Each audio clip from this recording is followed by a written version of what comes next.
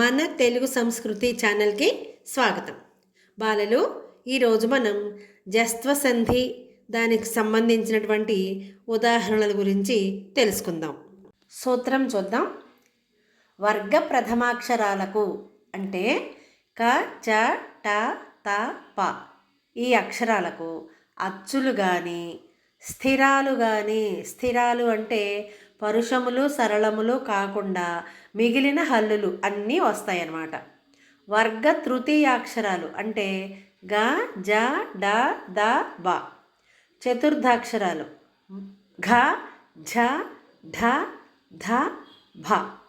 పంచమాక్షరాలు ఞ, ఇణి, న, న, మ. హ, య, వ, ర. ఈ అక్షరాలు కనుక పరమైతే వాటికి వరుసగా గజడదబలు అంటే సరళములు ఆదేశంగా వస్తాయి. మనకి 5 వర్గాలు ఉన్నాయి కదా. ఏమిటవి? కవర్గము, చవర్గము, టవర్గము, తవర్గము, పవర్గము. ఈ 5 వర్గాలలో ఉన్నటువంటి ప్రథమాక్షరాలకి క, చ, ట, త, ప వాటిల్ని పరుషాలు అని కూడా అంటారు. వాటికి అచ్చులు కానీ స్థిరాలు అంటే చెప్పుకున్నాం కదా, పరుషాలు సరళాలు కాకుండా మిగిలినవన్నీ. వర్గ తృతీయాక్షరాలు అంటే ఏంటి? కవర్గంలో ఉన్నటువంటి 3వ అక్షరం, చవర్గంలోని 3వ అక్షరం, టవర్గంలోని 3వ అక్షరం, తవర్గంలోని 3వ అక్షరం, పవర్గంలోని 3వ అక్షరం. అవన్నీ కలిస్తే గ, జ, డ, ద, బ అంటే సరళములు అన్నమాట. చతుర్థాక్షరాలైనటువంటి ఘ, ఝ, ఢ, ధ, భ అవి కానీ, పంచమాక్షరాలైనటువంటి ఞ, ఇణి, న, న, మ అవి కానీ, హ, య, వ, ర ఈ అక్షరాలు కానీ పరమైనప్పుడు వాటికి వరుసగా గజడదబలు అంటే సరళములు ఆదేశంగా వస్తాయి. ఇంకా తేలికగా అర్థమయ్యేలాగా చెప్పుకోవాలంటే పరుషములకు వర్గ ప్రథమ ద్వితీయాక్షరములు శ, ష, స ఈ అక్షరాలు తప్ప మిగిలిన అచ్చులు కానీ హల్లులు కానీ పరమైతే వరుసగా సరళాలు ఆదేశం అవుతాయి అని చెప్పుకోవచ్చు. అంటే కచటతపలకు వర్గంలో ఉన్నటువంటి ప్రథమ ద్వితీయాక్షరములు మొదటి 2 అక్షరాలు శ, ష, స ఈ 3 అక్షరాలు తప్ప మిగిలినవి ఏవైనా సరే అచ్చులు కానీ హల్లులు కానీ పరమవ్వచ్చు. ఒకవేళ అలా పరమైతే వాటికి వరుసగా సరళాలు అనేవి ఆదేశమవుతాయి. గజడదబ అనే సరళాలు వస్తాయన్నమాట. ఉదాహరణ చూడండి. వాక్ ప్లస్ అధిపతి, వాగధిపతి. సూత్రం ప్రకారం ఇక్కడ పరుషములలో మొదటిదైనటువంటి క్ అనేదానికి అచ్చు పరమైంది, ఆ అనేటటువంటిది పరమైంది కాబట్టి సరళాలలో మొదటిది ఏమిటది? గ, వాగధిపతి అని వచ్చింది ఇక్కడ. అలాగే దిక్ ప్లస్ అంతము, ఇక్కడ కూడా క అనే పరుషానికి ఆ అనేది పరమైంది కాబట్టి దిగంతము గా వచ్చిందనమాట. సరళాలలో గా వచ్చింది. ఇవన్నీ కూడా క అనే దానికి సంబంధించినటువంటి ఉదాహరణలు. వాక్ ప్లస్ దత్తము, ఇక్కడ ద అనేది వర్గంలో ఉన్నటువంటి తృతీయాక్షరం. తాథ దధ న అంటే తవర్గంలో ఉండేటటువంటి 3వ అక్షరం. మనకు సూత్రంలో వచ్చింది కదా, తృతీయాక్షరం కానీ చతుర్థాక్షరం కానీ పంచమాక్షరం కానీ అని. ఇక్కడ తృతీయాక్షరం వచ్చిందనమాట. వాక్ ప్లస్ దత్తము, వాగ్ దత్తము. మళ్ళీ గానే వచ్చింది ఇక్కడ. వాక్ ప్లస్ దేవి, వాగ్దేవి. కాకి ద పరమైంది. అంటే ఇక్కడ పూర్వపదంలో క్ అనేది పరుషం కదా, దానికి వర్గ తృతీయాక్షరం అయినటువంటి ద అనే అక్షరం పరమైంది కాబట్టి ఇక్కడ మళ్ళీ గకారమే వచ్చింది, గా అనేది వచ్చింది. వాక్ ప్లస్ యుద్ధము, వాగ్యుద్ధము. ఇక్కడ హల్లు పరమైంది, యు అనేది హల్లు కదా, అది పరమైంది, మళ్ళీ గా వచ్చిందనమాట. వాక్ ప్లస్ వాదము, ఇక్కడ కూడా హల్లు పరమైంది. వాక్ ప్లస్ ఈసుడు, ఇక్కడేమో అచ్చు పరమైంది కా అనే పరుషానికి ఈ అనేటటువంటి అచ్చు పరమైంది. గమనించారు కదా. అచ్ ప్లస్ అంతం, అజంతం. ఇక్కడ చకారం వచ్చింది, కచ్చట తపల్లో రెండవదన్నమాట ఇది. తర్వాత ఆ అచ్చు పరమైంది. రెండు కలిసి గజడ దబల్లో జా ఉంది కదా, చాకి జా వస్తుంది, కాకి గా వస్తుంది. అలా అజంతం, మంది అజంత భాష అంటాం కదా. అచ్చుతో అంతమయ్యేటటువంటి పదాలు గల భాషని అజంత భాష అని అంటారు. మనది అజంత భాష. ప్రతి పదము కూడా అచ్చుతో అంతమయ్యే పదమే అవుతుందన్నమాట. ఇప్పుడు టకారానికి సంబంధించినటువంటి ఉదాహరణలు. షట్ ప్లస్ అంగాలు, షడంగాలు. ఇక్కడ టకారానికి ఏం పరమైంది? ఆ అచ్చు పరమైంది. టకారానికి అచ్చు పరమైంది కాబట్టి ఇక్కడ టాకి బదులు డా అనేది ఆదేశంగా వచ్చింది. రాట్ ప్లస్ గణము, రాట్ గణము.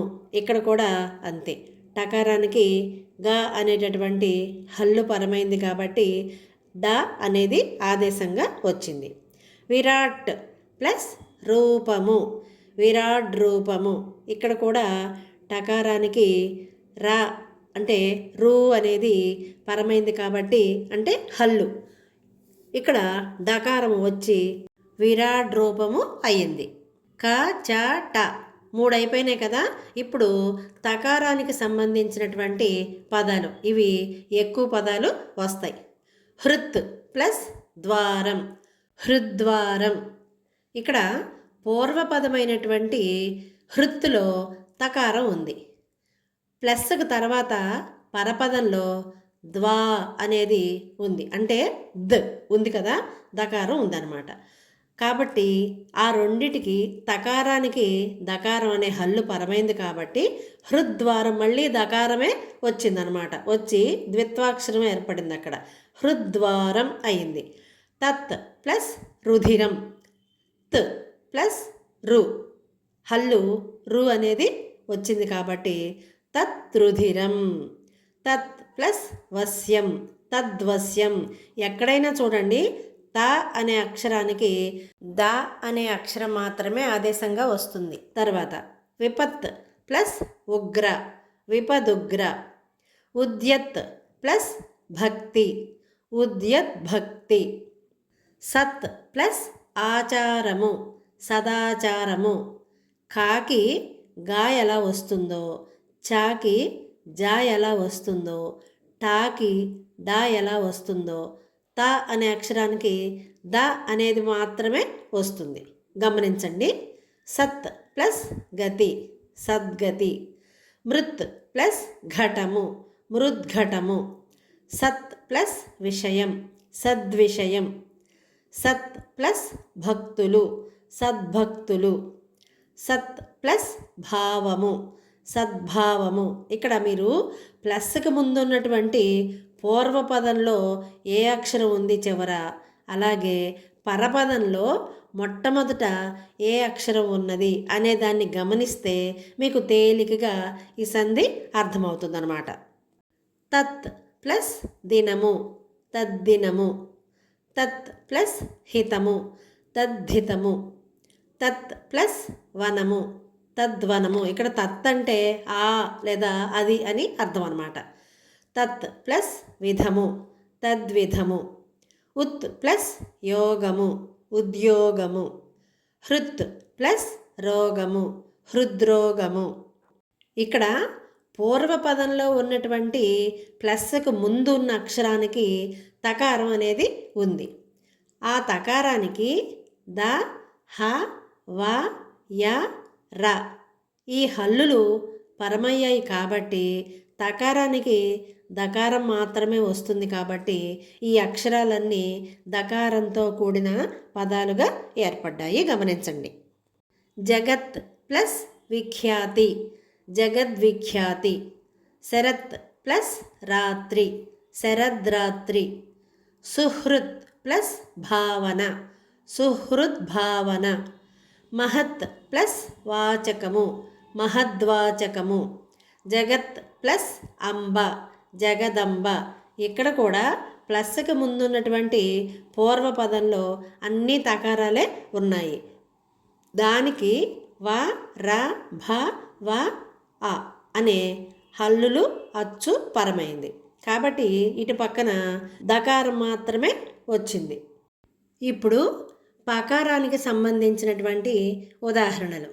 సుప్ ప్లస్ అంతము సుబంతము. కకుప్ ప్లస్ అంతము కకుబంతము. ఇక్కడ పకారానికి ఆ అనేది అచ్చు పరమైంది కాబట్టి పా అనేదానికి బ అనేది ఆదేశంగా వచ్చింది. మరికొన్ని ఉదాహరణలు. దిక్ ప్లస్ గజము దిగ్గజము. వాక్ ప్లస్ ఇంద్రియం వాగింద్రియం. షట్ ప్లస్ గుణము షడ్గుణము. తత్ ప్లస్ ధర్మము తద్ధర్మము. సత్ ప్లస్ గుణము సద్గుణము. క్షుత్ ప్లస్ బాధ క్షుద్బాధ.